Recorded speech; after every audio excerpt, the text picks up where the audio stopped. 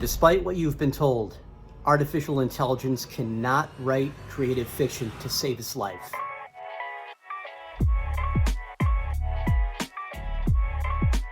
Hi everybody, I'm Dan Padavana, and I am a self-published author who last year sold over $500,000 worth of Kindle books, paperbacks, and audiobooks. Today, I'm going to dive into exactly why artificial intelligence can't write fiction.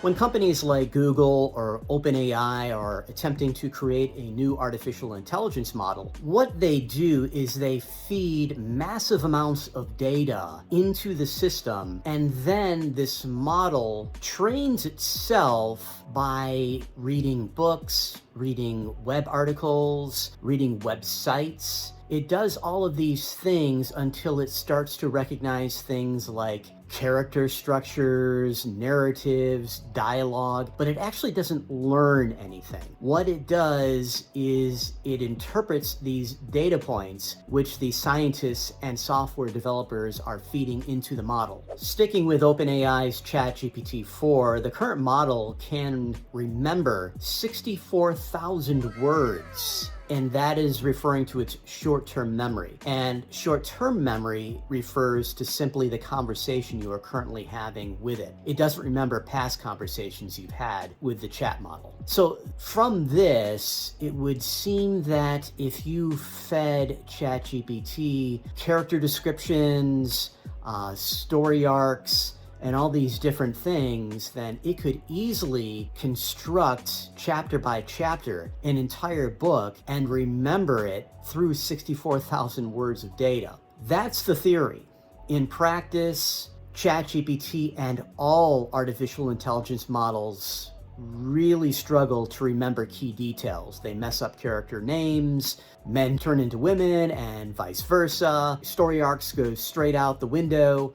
And, all sorts of different things happen, including what many writers who love AI refer to as the AI going off the rails. So an example of this is the AI solving the big mystery in chapter 1 or 2, rather than waiting for the end of the book, or two characters are getting into an argument, two key characters, and suddenly the AI just develops a new character, interjects them into the conversation, and pretty soon you have this repeated over and over again until it's just a mishmash. Problems that AI introduces into your story will grow exponentially with every chapter of your story. So to put it in simple terms, if AI makes two mistakes in chapter 1, maybe things about narrative or story arc or who the characters in question are, then those errors will become at least 4 in chapter 2 because a few more errors will be introduced, and it will develop problems based on the errors it made in the previous chapter. And by chapter 3, you'll have maybe 16 errors, and by chapter 4, you'll have 32, and you can see where this is going. Even if AI didn't introduce these errors, and I do believe that as the models become more powerful, more sophisticated, that error rate is going to drop, you would still have the problem, which isn't getting any better, between each iteration of these AI models, and that is that artificial intelligence cannot write fiction to save its life. The prose is absolutely horrific, and it really isn't any better when you look back at past models and compare them to the current models which are in existence. Now, I have beside me, you can't see it here on the screen, but I have a laptop in which I've stored several different passages from AI, which I just got this morning from testing out some story beats that I fed it for my latest work in progress chapter. So let's have some fun and actually go over those. So here are some examples which came from just a single chapter, believe it or not. These examples all pretty much made me laugh, and that's because I kind of chuckle at AI. I don't allow it to write my entire story, and therefore I'm not angry when it produces terrible prose like this. But let's have some fun and read over some examples that I have lying next to me in my laptop. So here's the first one. The door to Mrs. Henderson's office loomed before them.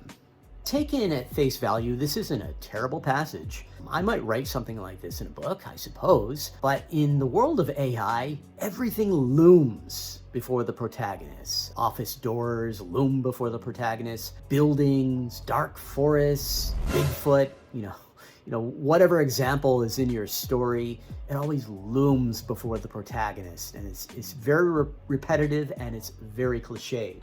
So let's get to another one. This is a typical dialogue tag that AI uses, and it just makes you want to vomit. Mrs. Henderson, Nia acknowledged, nodding curtly.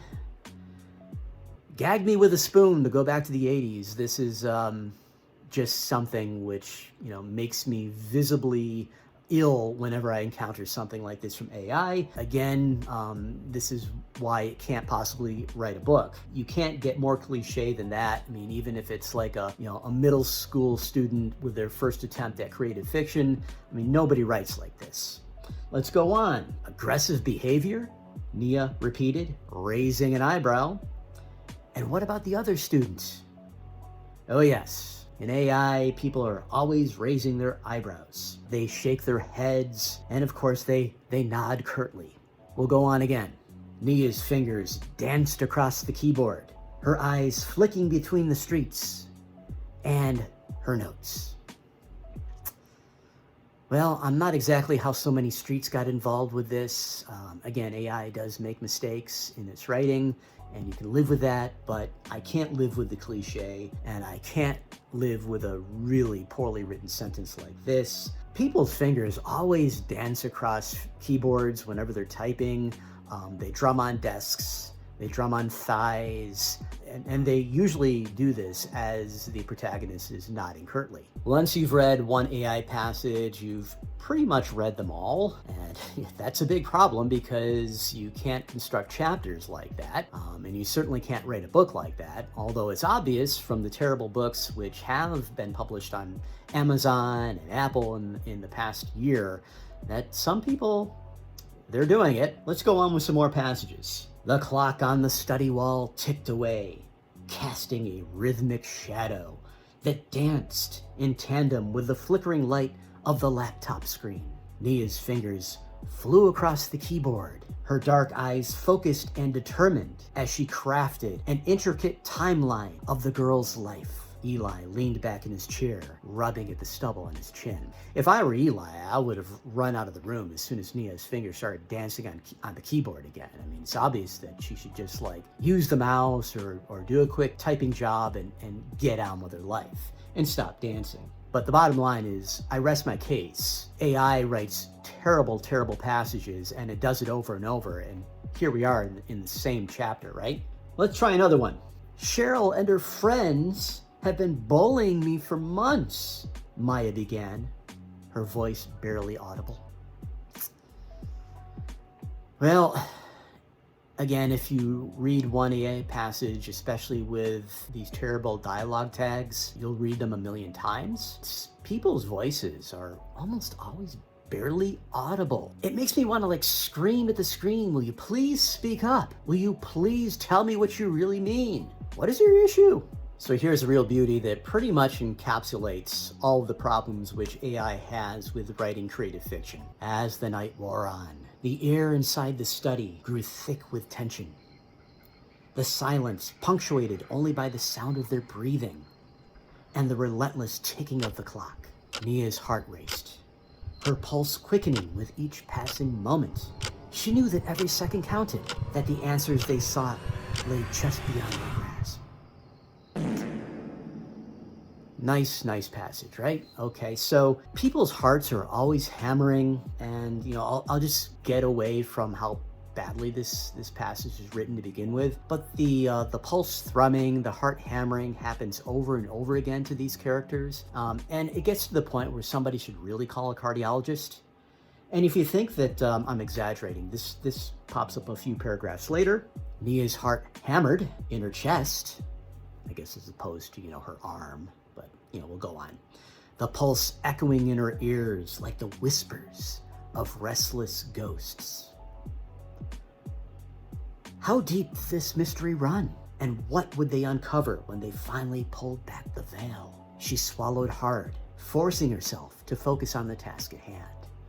Now me, I'm not a doctor, But I think that the swallowing hard issue, which also shows up a lot in AI, has something to do with maybe coronary issues. So again, I would really recommend that she contact a doctor. What I find most interesting and perhaps most encouraging about all of this is that AI continues to advance at incredible speed. And despite all of the processing power and the more robust models, AI is not getting any better at writing. In fact, if you take a look back at ChatGPT 2, 3, and 4, you'll find that its ability to write prose and creative fiction hasn't improved at all. In fact, I know some authors who love AI who swear that ChatGPT 3 was actually better than ChatGPT 4 at writing fiction. I don't honestly believe that that is the case, and there's no reason that it should be the case. But going through all these different model iterations, and it's not just OpenAI, it's Google's AI,